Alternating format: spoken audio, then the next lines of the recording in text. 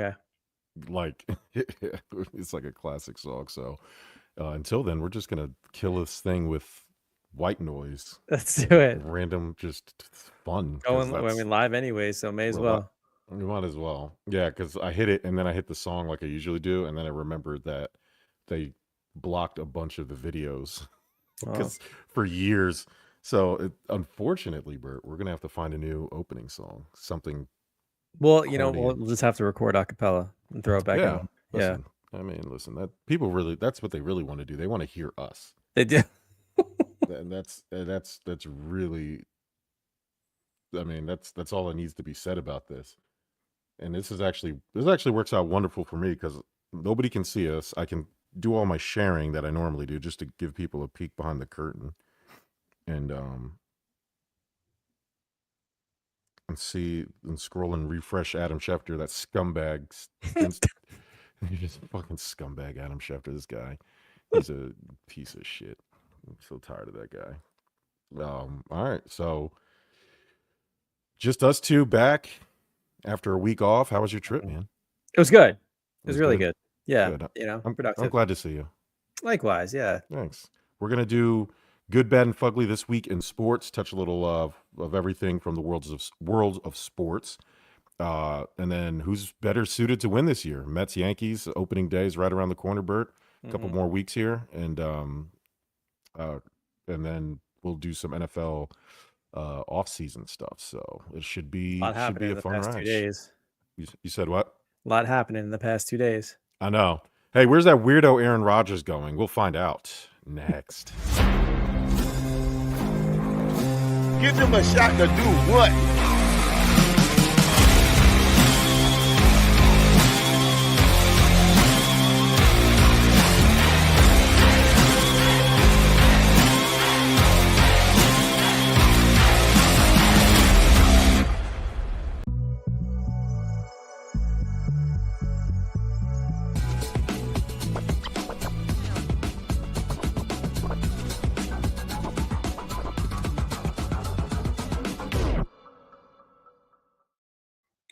Sports. What's up, everybody? Welcome to Stuff About Sports, presented by the Give Us a Shot Network, powered by Fast Break Coffee, and sponsored, as always, Bert, by the haters. Shout out to y'all. Shout out to the first timers, last timers, hate watchers, the YouTube viewership, the podcast listenership, the social media ship, specifically. Bert, I don't know. What's today? Today's Wednesday? Wednesday. Man, if we can do it by Friday, we might hit 1 million impressions Huge. in the last month.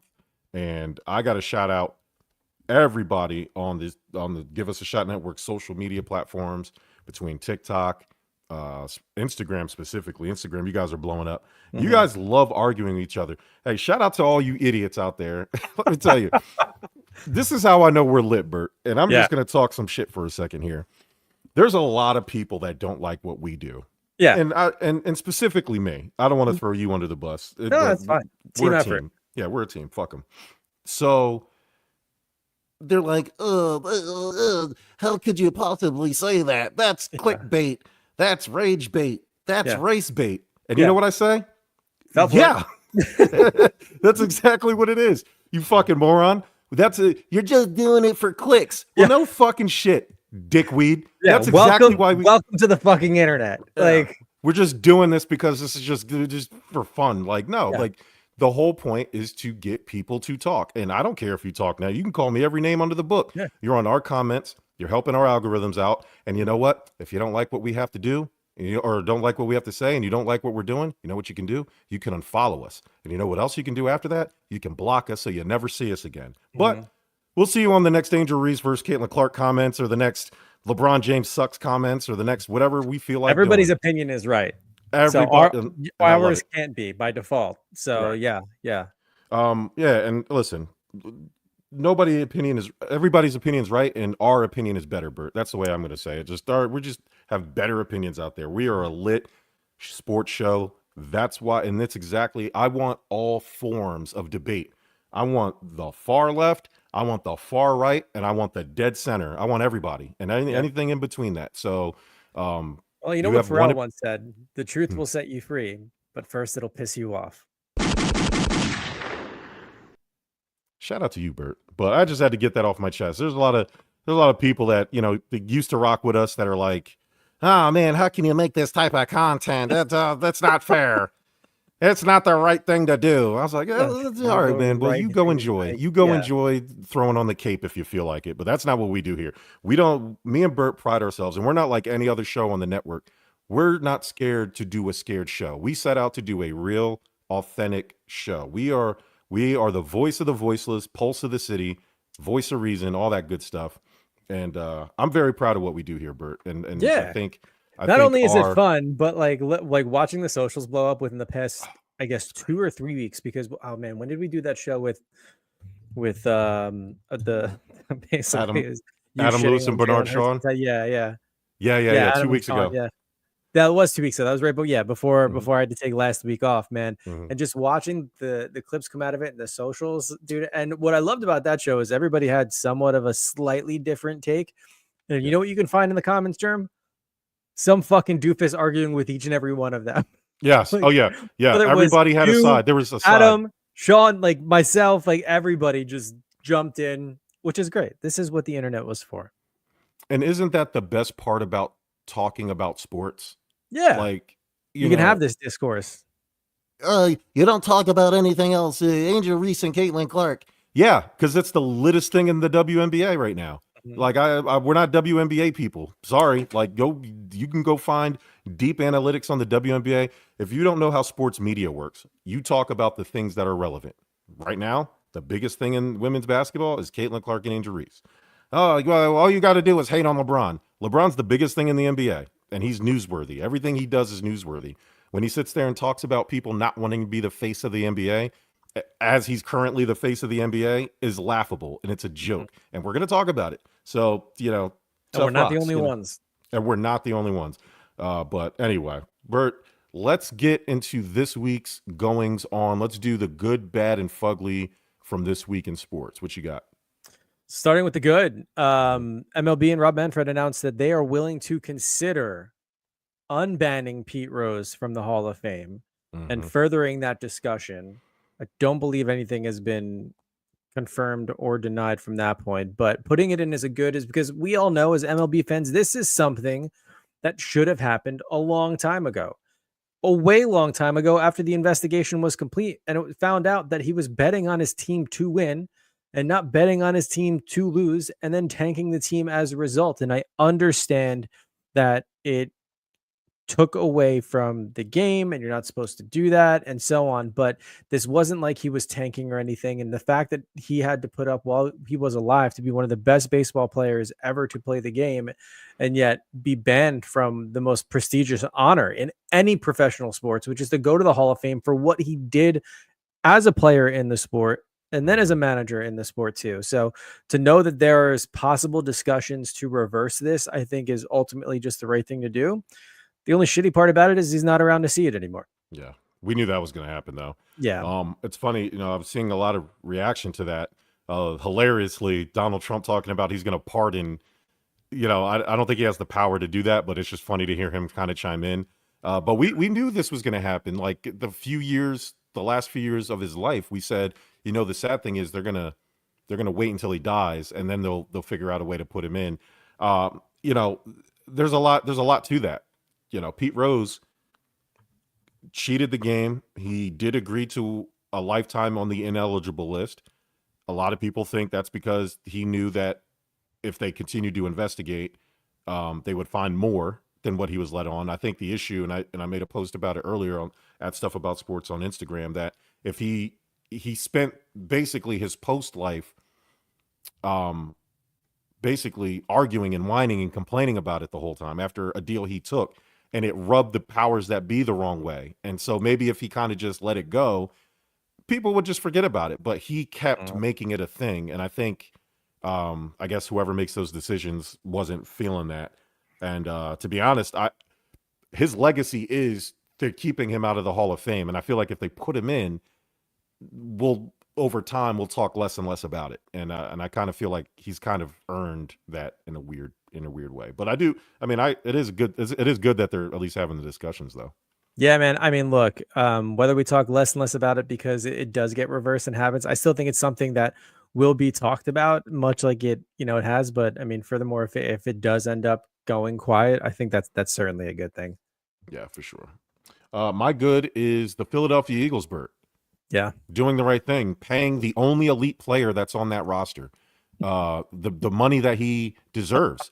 A contract extension, grabbing a cool $35 million guaranteed, Bert. yeah, that puts him over C-Mac. Yep. In terms of the 41.5 for 2 years. Insane.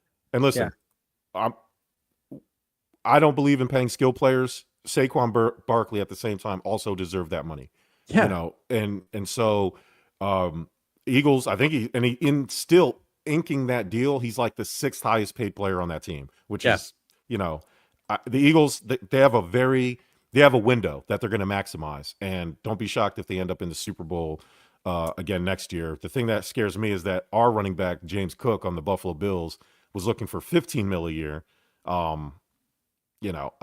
It's going to be scary. The same player. They're not, but you know how it goes. The market's going to be there if he was, because James Cook isn't even a $15 million a year player. Yeah. But if Saquon's getting what he's getting, James Cook is going to be kind of closer to the number, a little bit over 15. Yeah. If I'm him. Well, I mean, the Giants paid Daniel Jones, so I mean, I guess anything can happen. Stranger things have happened. Yeah. What's your bad? I don't know if I'm throwing this in the bad category, mostly because I do think this is kind of the end of an era when we think about football in the Pacific Northwest, to say the least. But I mean, the Debo trade, certainly shocking to me. But on top of that, this Seahawks, what is happening right now, right? Yeah. So Tyler Lockett released, and then DK wants up and out of there too. So it's bad for me because it is an end of an era. We're going to see some changes around too, but I mean, not completely terrible for Seattle. They're looking for a refresh, and they're looking to do their thing. But I don't know, man. When there's smoke, there's fire. When you start releasing players and other ones are unhappy and they request a trade out of there, that means something's going on. Yeah, something's going on in that whole area. I mean, the Debo thing I can understand. Yeah. The 49ers have been treading water, and they've been relying on him heavily. They've had injuries. The quarterback isn't exactly who, we thought he was. Yeah. Everything has to be right. And it hurts when you're, and this is the thing kind of on Debo's side that, like, well, listen, man, C-Mac was hurt. Your defense was hurt. What's his name? Brandon Ayuk went out. So it's like, I get it because they relied on him heavily throughout that time, and maybe he just doesn't want to sacrifice more time to that, seeing the landscape around him change. Yeah, he's also a veteran guy too, and he's going to have new life in Washington as well. And I mean, he's not going to be relied upon 100 like the way, and then you have a quarterback that can overcome injuries and certain other deficiencies of a whatever the roster makeup around him would be. So I agree there. My bad is going to the Philadelphia 76ers, the biggest disgrace in Philadelphia sports in at least the last 30 years. And on top of that, so now Joel Embiid is out. He shouldn't have probably never been playing all season. And now we're in a position where they forced him to go out there and play, probably made his injury worse. He's going to be out this season, maybe the start of next season. I don't know. That thing it's just something needs to happen differently there. Tyrese Maxey now has the opportunity to prove that he is a Batman, and every game that he's playing, as spectacular as he is, he's proving that he isn't the leading guy now. Like he is a lot better with Joel Embiid, and who isn't one of the best players in the league. But I thought Maxey was going to be a star, like a superstar, and he's just a star, which is and that sounds bad to say, but the Sixers, and now they're like winning games against the Warriors. We should be tanking. So everything is like, we have a top 6 protected pick. You're going to lose it to the Oklahoma City Thunder. Like, stop winning games. And, or else Oklahoma is going to keep that pick, and we need that pick. So, I have a bunch of criticisms of the Sixers, like Embiid putting up bad shots, always falling to the ground. Like, it's just frustrating because, we have a bunch of undersized guards. Andre Drummond's a shell of himself. Nick Nurse coaching lately has been a travesty to the point where, like, I think just fire him, man. Just fire him right now. Like, get him over, get it over with. What's with this Mets hats? Let's go Nats. No, boo Nationals. Are they still a team? Like, Nationals, Washington Capitals have sweet alternate jerseys. You see all the cherry blossom. Speaking of Washington, no, they're nice. The NHL. They're playing my Rangers right now and losing 2-1, thankfully. Oh, nice. Look, man, keeping with the trend of basketball, we have to know where the Fugly is this week too.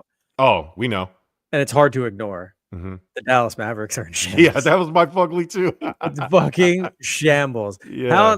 I don't think I've ever seen a team just dominate the headlines with bad news after bad news in such a short period of time. Ever since the Luka trade just obviously hasn't been going their way. And now, of course, with Kyrie tearing his ACL and missing the rest of the season. Yep. As a Mavs fan, you just throw up your arms, you're just like, fuck it. Next year, If I'm a Mavs fan, I'm extremely pissed off. And that was my Fugly too, which is hilarious. Kyrie Irving's out for the year. You made, and all that does is magnify how disastrous the Luka Doncic trade was, right? Yeah. So the Kyrie injury, the Luka trade, everything's in a tailspin. The guy you traded Luka for, Anthony Davis, played a great half of a game, but not surprisingly went down, and so he's out. And 6 other players, and a bunch of everything's just falling apart. And it's this guy, you got this idiot GM Nico Harrison talking about, oh well, time will tell. It doesn't look good right now, but we're throwing love to the Commanders. We just talked about Debo. Listen, I said last week or 2 weeks ago to Sean Bernard, Fox Sports Philadelphia reporter, that Jalen Hurts is the second best quarterback in the NFC East, and that's only to Jaden Daniels. I believe in Jaden Daniels that much. I'd like the Commanders a little bit more if they went back to the Redskins, but other than that, the Commanders are in a good spot, man. Like Terry McLaurin, he's one of his fantasy legend of mine. Saved my season 2 seasons in a row. Austin Eckler's one of my faves, and Brian Robinson Jr. is one of my faves, and Dan Quinn. So Dan Quinn was one of the guys that I wanted to hire before we hired Sean McDermott. He was on my short list. So I'm happy for the Commanders. And anytime you can stick it to Dan Snyder and let him stew in his mom's basement or wherever he's hiding these days, is always a good thing for me. But yeah, the Dallas Mavericks, just how could you show up to the games as a fan? How could you? I mean, if the ticket, unless you're a season ticket holder, don't. The tickets are already paid for at that point. I mean, yeah, I just it's got to be one of the worst stretches of luck for a team in any sport that I can remember in terms of domino effect. Like Murphy's Law hit the Dallas Mavericks worse than anything I've seen in a long time. So it's quite funny for me to see. And again, I'm a big Luka guy, and I like a lot of the Dallas Maverick players. Kyrie. I'm not really a big Anthony Davis guy, but I like Kyrie. And it sucks for him because I believe he's entering either the last year, next year is the last year of his deal. I think so, yeah. So that could impact his max contract status. That sucks for him, as a guy who's kind of been a positive, oddly to say, a positive impact on the Mavs. Since joining the team, he hasn't been Cancer Kyrie that we've come to see, in Boston. That he was known for in Brooklyn. Yeah. Right? So it's unfortunate for him, but it's everything. You truly deserve the life you tolerate. Nico Harrison, you made all these terrible moves. This is what you get, man. I couldn't believe he gave up Luka Doncic, a 25-year-old superstar in his prime. Everybody was saying was out of shape. Yeah, what's funny about that? Luka's out of shape, and you don't trust him to do the right things, but he took your team to the finals the previous year. Yep. Not 4 years ago when he was really good, right? No, last year, legit last year. And I'm telling you, fat Luka is better than 99% of the league. So there has to be something else that we don't know. I read a hilarious report from a Dallas reporter saying that Nico Harrison's wife was infatuated with Luka Doncic. Like, oh shit! I feel like this always happens, like blockbuster trade, and then you find out that someone related to ownership or management was involved. Man, what was the other one we read about last year too? But it just wild to me. Yeah, it's hilarious. So, all right, Bert, MLB season. Oh yeah, spring training's what, the 23rd, 24th, somewhere up, or not spring training, opening day. Opening day, yep. Somewhere later this month, opening day. A lot of hoopla going around, and this is good for us. This is good for the network. This is good for our show. Yeah, because finally, I know you don't want to admit it, but the Mets and Yankees are pretty much on equal footing in terms of. Oh, I'll more than admit it. I mean, I think like when you look at the when you check out the stats, when you check out the the predictions, the percentages, they are neck and neck, with the Yankees being slightly higher. But I'll admit it straight up. I mean, look, the Mets did what they needed to do, and of course, look, building off of a fantastic postseason run, right? I mean, running through Philadelphia, like getting to the NLCS, and really shocking a lot of MLB fandom everywhere. I mean, when you think about it, all they had to do was finish against the Dodgers, and we would have another Subway Series. But I mean, shit, we couldn't even win against the Dodgers, so it is what it is. So I'm very excited for this season in terms of what it brings back to New York City. There's always a good rivalry, especially as we go head to head throughout the season during like interleague. But I think the biggest thing I need to do right now is congratulate you and Mets fandom everywhere, because guess what? You fucking did it. You basically won the World Series already.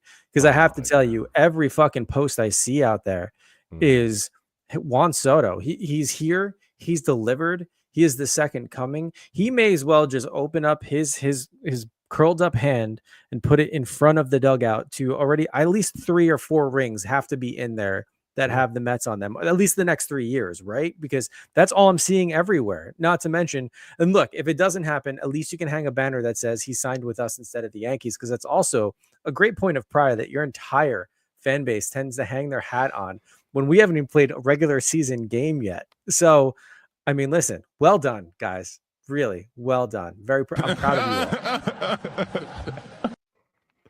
Well, and look, we talked about this with the signing too. All kidding aside, though, when you pay a man $765 million or something like that, right? Yeah. Your leash on how long until your entire fan base gets impatient.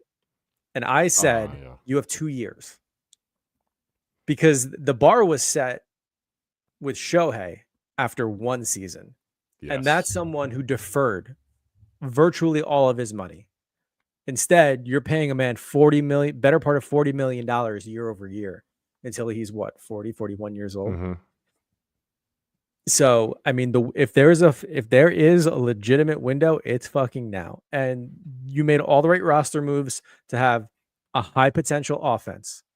The only thing you should be concerned about is a rotation, because you may be able to put up runs, but you've got to prevent them too. And I think that's the only thing that when you're looking at the Yankees and the Mets, because as much as we'll miss Juan Soto, I do think, between Bellinger and Goldschmidt, you would hope that the two of them production wise could potentially make up for what one person was doing.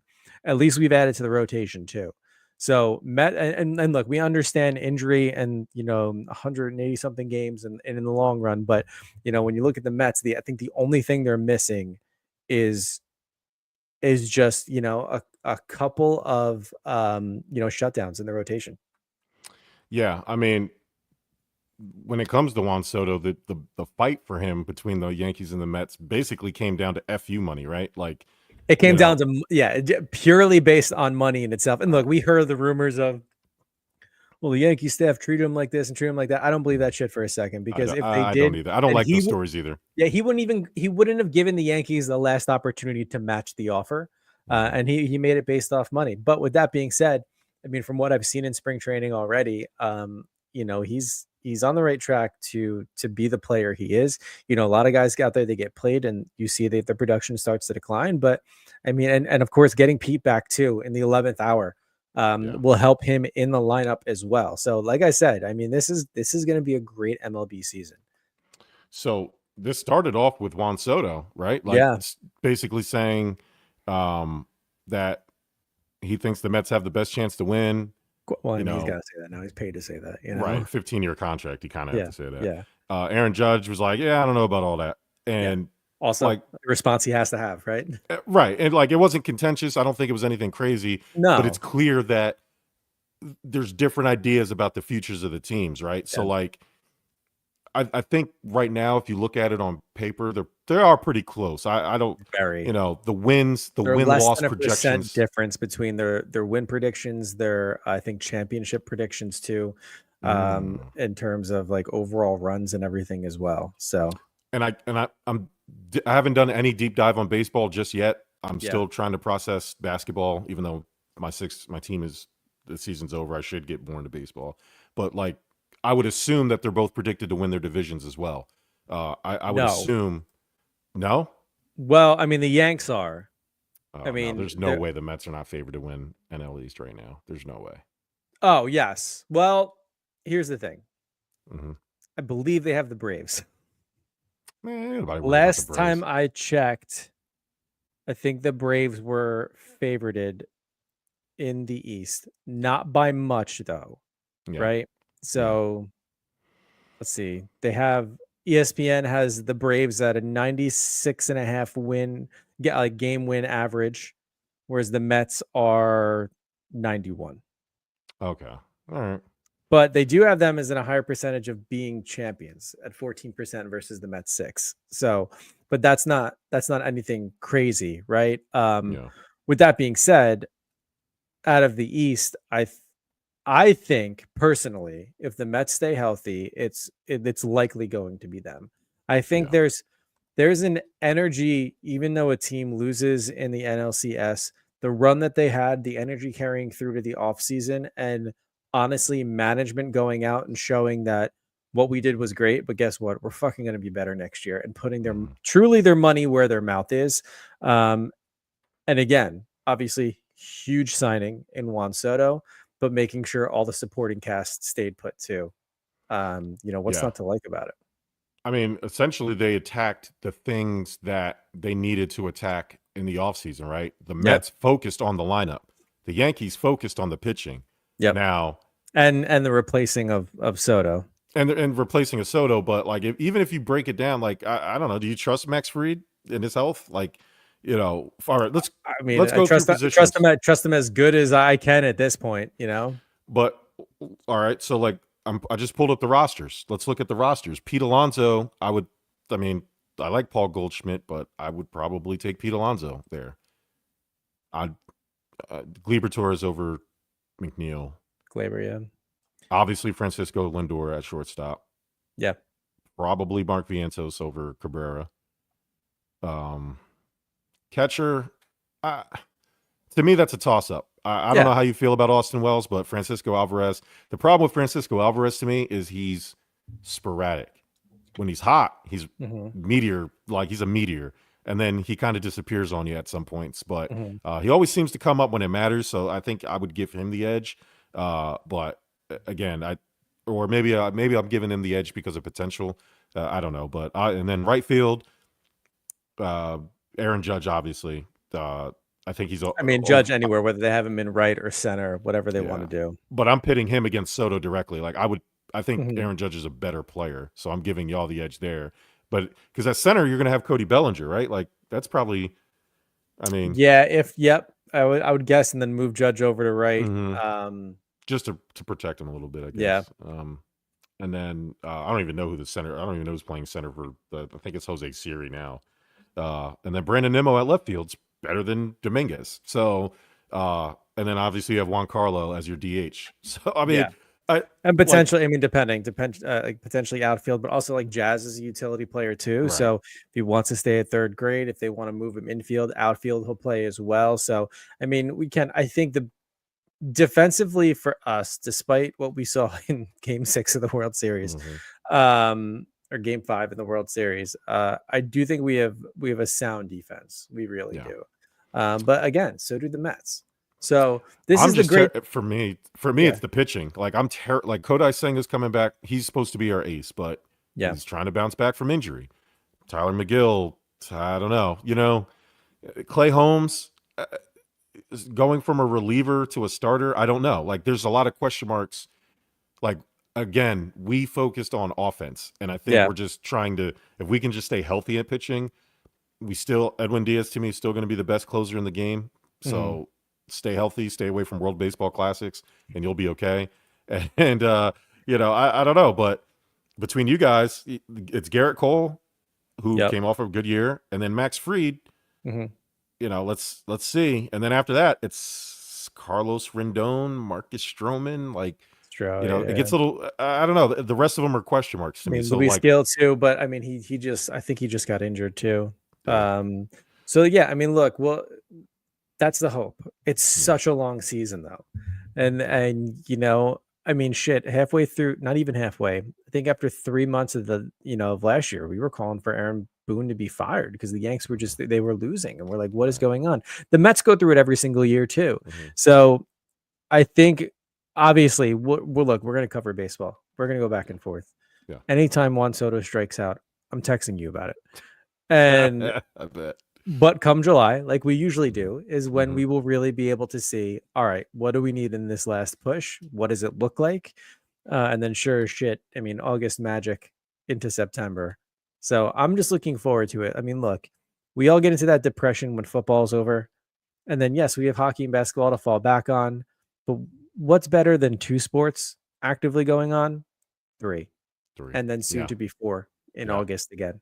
So, or greatest time of the year. Not because I mean basketball and hockey will be done, but come next fall 4. No, so, but to say I think there's that in June, right? Yeah, we'll see playoffs in June. Yeah, right. Yeah. So we should get there's like a small window of all 4 going on. Yeah. You know, the sports equinox as they call it, where we'll get everything in the same day. Like that's coming up here pretty shortly. So. Hopefully we're playing the long game with Marcus Stroman. Maybe he'll come to his senses and remember he's a Met and he'll nuke his attitude will nuke the Yankee season. That's kind of what I'm hoping for. Remember he's a Met. Just remember. Like he sounds like he's like the Manchurian candidate, like a sleeper cell where like it's an activation word and he just like starts tanking immediately. God, that would be amazing. Yeah. So, it's going to be a fun season for us. I know Mike and Corey are chomping at the bit to get back, whatever the terminology is, and you know they'll probably they're baseball nerds, so I'm sure they'll get into annoyingly it. So and they'll be forced to sprinkle in some Phillies talk, yuck, because of their political connects. But, I mean, it's also the type of like baseball fandom when they're like, "Oh, robot umps, you're ruining the game from being more accurate." Like, I can't say nothing because you're talking to the guy that wanted them to put ball pits in the outfield. So I can't, you know, I just jazz it up. Like, I don't know, just jazz up the game a little bit. Yeah. I am a fan of the pitch clock's been a success. I think, you know, a lot of the changes, and I'm all for robot umps. The challenge thing is shaky because you can already see the defiance of the umpires as they're testing it out in spring training. So I'm not a fan of challenging because of that. They should have just jumped straight to robot umps because it's just, and you keep the line judges, you know, the line umps, the first base ump, you know, they keep those guys, but strikes and balls are too pivotal. And like you said, these guys are in real time looking at like 3D models of tennis balls hitting the line or not. Like there's no shame in embracing technology just because the only argument you have is traditionalism, right? Yeah. It's just, we've always had umps here. Like, that's not a good argument, man. Like no, you know, this game is bigger than it used to be. These guys, you know, this long are the days that the milkman came out and played for the Yankees, you know, for $2 and a cigar. Like, it's over now. Like, this is a multi-billion-dollar business. And in any business, you would embrace technology to make it more efficient to run better. You have to do it in sports. in sports when there's gambling attached to it, and it's 100%. making or losing individuals a lot of money. Yeah. So accuracy counts 10 times more.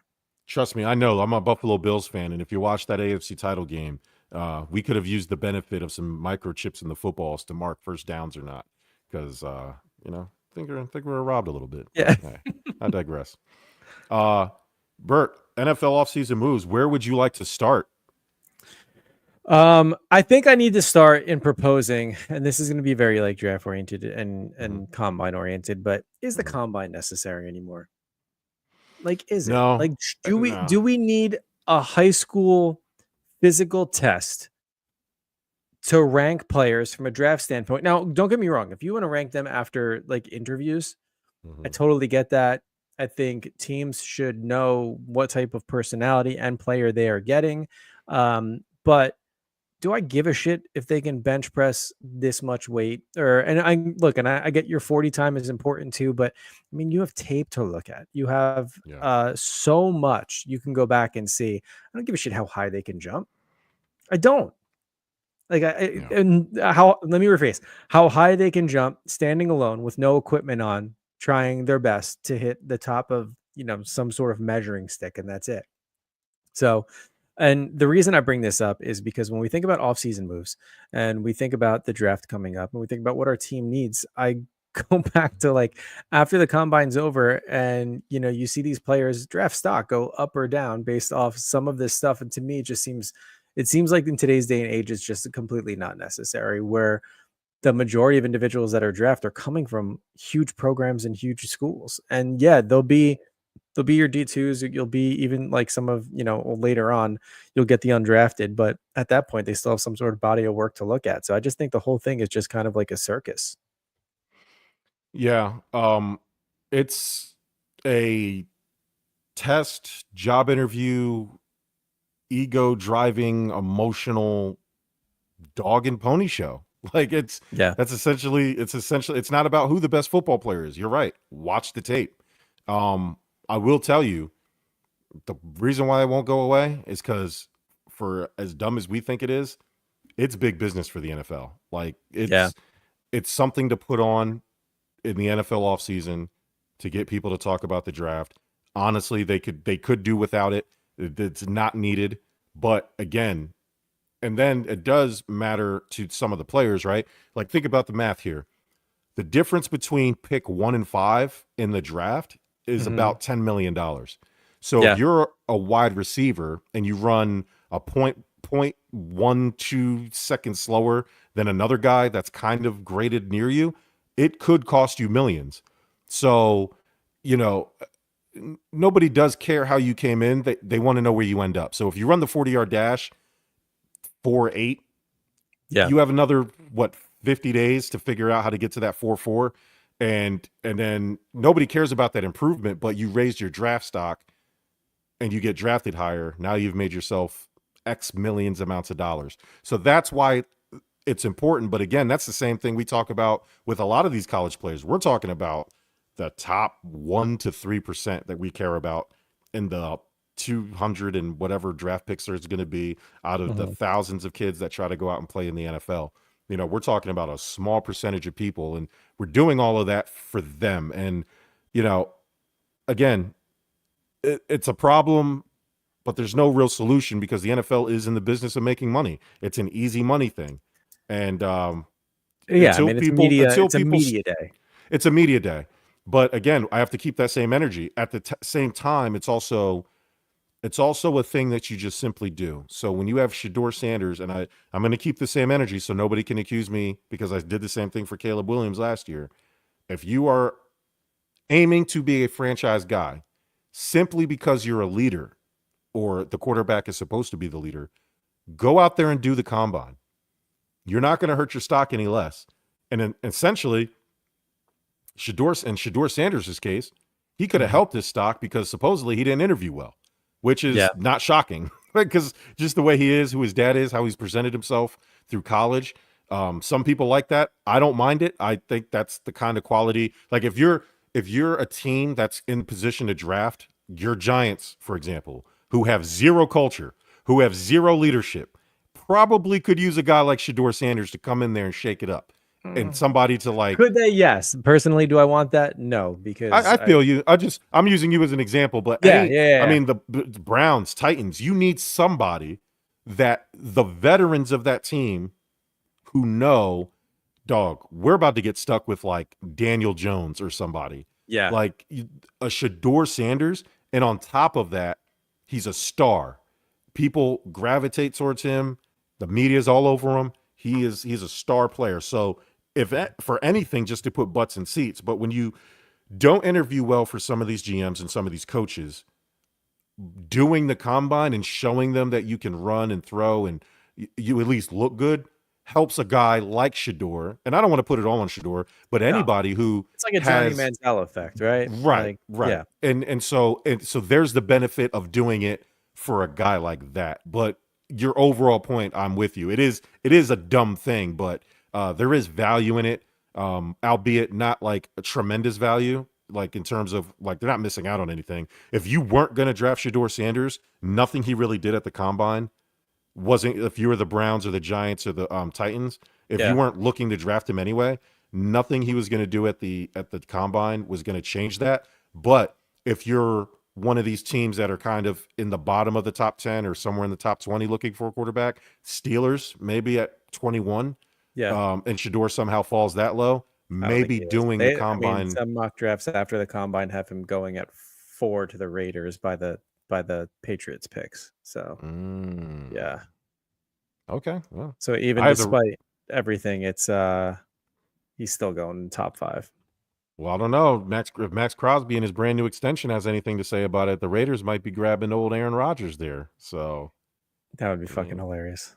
That would be hilarious. Bringing Devontae Adams back to the Raiders. And it's I was just thinking the same thing. Because he was just cut too, right?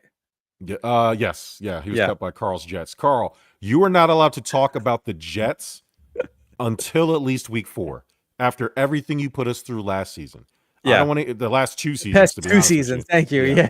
Yeah. The last 2 seasons. You can't say anything positive. I don't want to hear about the Jets until at least week 4 from you, because that's what's happening to them. Is like you guys are almost the Dallas Mavericks of the NFL, 1,000%. Who was I going to say? Cam Ward should probably be y'all's pick. Should the Titans trade the number 1 pick? There were talks of it. So here's the scenario for the Titans. If you think your coaching is good enough to come up where you don't need a superstar quarterback, or you think your team is good enough to compete, I could see a world where you sign a Sam Darnold, if you're comfortable giving him $50-60 million, because that's probably what he's going to end up getting, for at least 2 years. You trade and build the offensive line and get ready for the next guy, right? And maybe you do trade and you do the tanking thing, which is what I told you the Jets to do. And you position yourself for an Arch Manning next year. So do you trade the number 1 pick, which you'll probably get a haul for, and you build the team in preparation for Arch Manning? Hey, the Titans, nobody you draft at 1 is going to make you a contender this year. And if you believe that Arch Manning is the best, if Arch Manning was being drafted in this draft, he's probably a top 3 quarterback taken. I don't easily, right? Outside of Cam Ward and Shedeur has a bunch of problems. Like Shedor's not he has accuracy issues and he kind of holds on to the ball too much. Like there's only one real, quarterback out there. So yeah, I mean, get yourself set up for the future. Folk, you're talking like a 3-year window. Hell yeah, I would entertain. I would do that in a heartbeat. Like tanking works. It does. It just works. Such a long. I mean, it's a long season, but that season's going to be if they. Yeah, but if you're honest with your fan base, tanking, right? and they're obviously, I don't think you can admit it either. But I mean, if you put out there in the Tennessee Titans sports media world, hey, Arch Manning looks pretty good. Obviously, this all hinges on Arch Manning looking really good this year and staying healthy. But I mean, based on what I've seen, Arch Manning, Tennessee. You know what I'm saying? Like, come on now. Yeah, trade that number 1 pick. Grab some offensive tackles. Get the trenches ready. I'm telling you, Bert, I don't know why teams aren't doing this. Pass rush and offensive line, build that first. Yeah. The skill players don't matter. Never pay skill players, dog. Like if you have a good quarterback, Josh Allen is a perfect example of that this year. Matt Collins is turned into a household name because of the Bills had nobody. They had the remnants of Amari Cooper for half a season, and then he's turned guys like Khalil Shakir and Matt Collins into really good receivers. Like Tom Brady, we mentioned it. Tom Brady did it for years. Yeah. Like good quarterbacks will figure out a way to make your team successful. But the Eagles are a good example of that. Best offensive line in football, top 3 defensive pass rush. Yeah. That helps Jalen Hurts out a lot. That makes Jalen Hurts look really good. That helps your running back, Saquon Barkley, almost break. And obviously Saquon, but I was going to him say, having a really good offensive did line have, like, helps. Help Right. with some skill players, but it didn't come immediately, right? Right.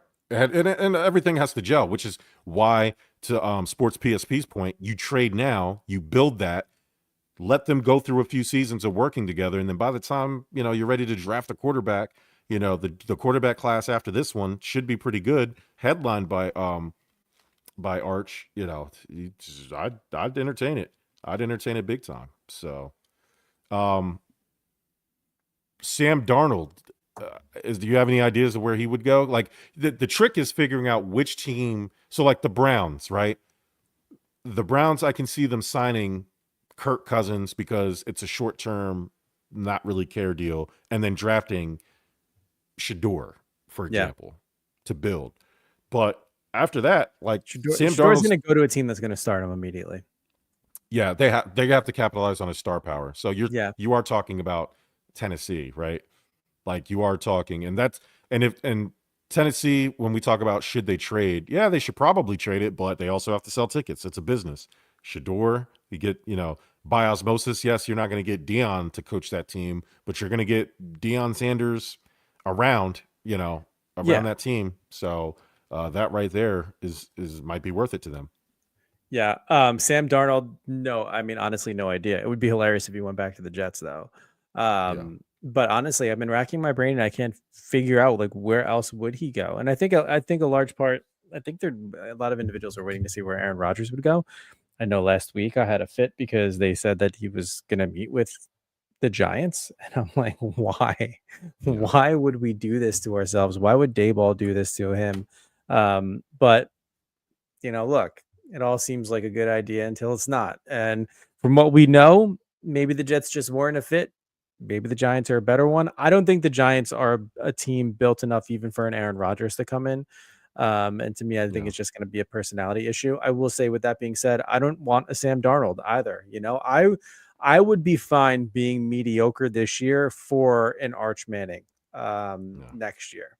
I think, we have to capitalize on a generational talent, and that's what's going to get us back, much like we did with Eli, because we don't have all of the necessary pieces yet to be competitive even this upcoming year. And maybe the draft can change that, but I'm not so certain. I could also see a world where the Giants trade up to that number 1 and pair Shador with Malik Neighbors, right? Like, yeah.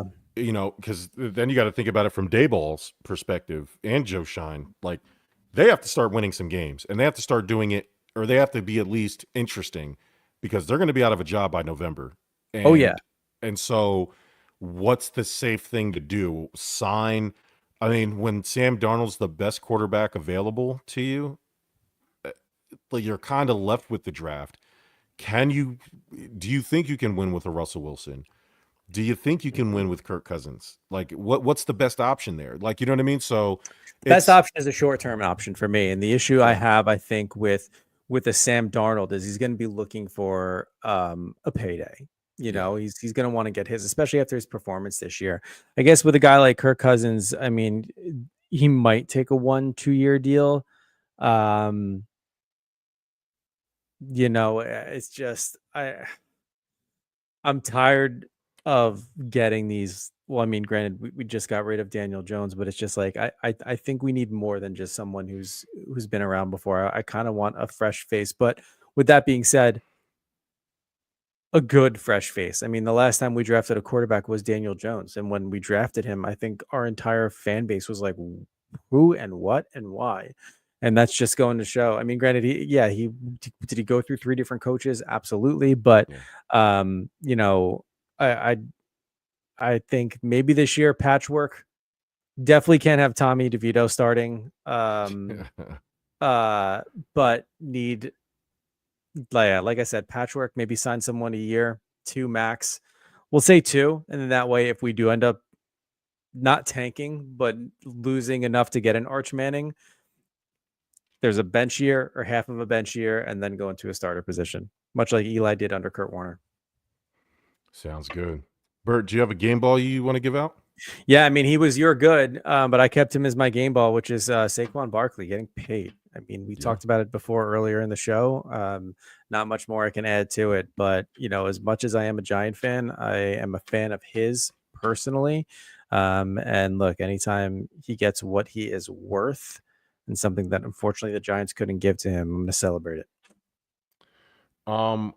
It is Women's Empowerment / History Month. So all month I am going to give my game ball to something in women's sports because I have to detract some of the haters that think I hate women in sports, even though I think I've given a lot of shine to women's sports, to be honest. But anyway, I will give my game ball to my first one of this Women's History Empowerment Month to the Unrivaled Women's Basketball League. A very successful first season. I believe they struck some sort of TV deal or some sort of deal, but either way, to prevent our women from going over to Russia and getting locked up in prison and giving them something to do in the WNBA offseason as a means to make money is awesome to me. And it does what the WNBA needs, right?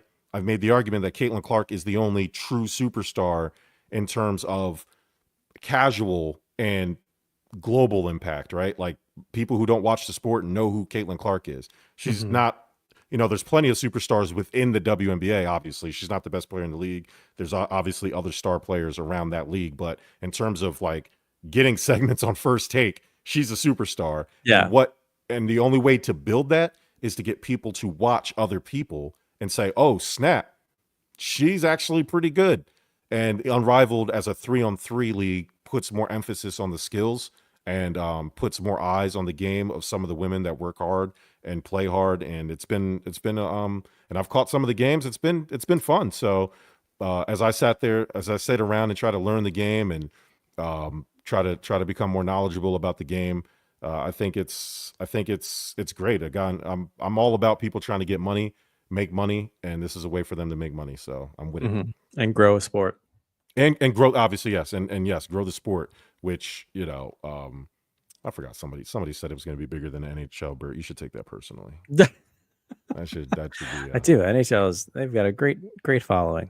Yo, that Four Nations thing. Hey, I'm with it. Nothing brings out competitive spirit than good old fashioned nationalism. Hey, yeah, I know that's not the popular thing to say these days, but hey, you put on your country's colors on, and people get to scrapping. I like it.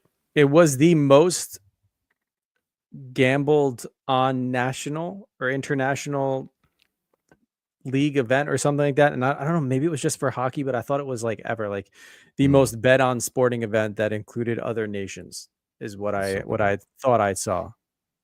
Super dope. All right. Shout out to all our listeners. Thank you everybody for tuning in. Thank you for all the comments. We'll be back next week with more stuff from stuff about sports. Dang, I messed up the dismount. Jerm, do you want DK to join the Bills?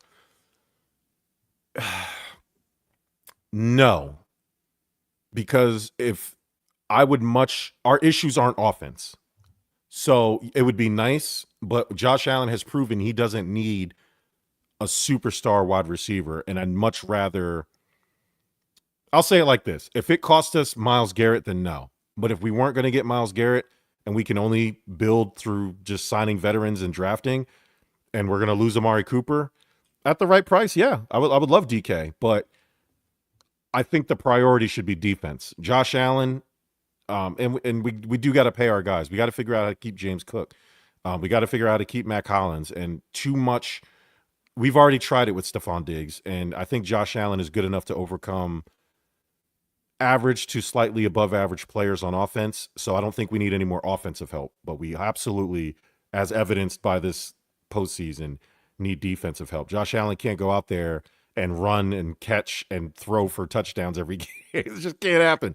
Yeah. So I defense wins championships. I don't know if the Eagles just proved it, how great their offense is. It didn't matter. Their defense set the tone. So the Bills should be giving up every draft pick they own to try to get Myles Garrett. And if that's not happening, then yeah, sure, I'm cool with DK coming over. But hey, shout out to everybody tuning in. Check me and Bert out next week. Take care of each other. Make sure you follow us at Stuff About Sports, at Give Us a Shot Network. Just Google it. If you can't find it, you're not trying hard enough. Till next time. Peace.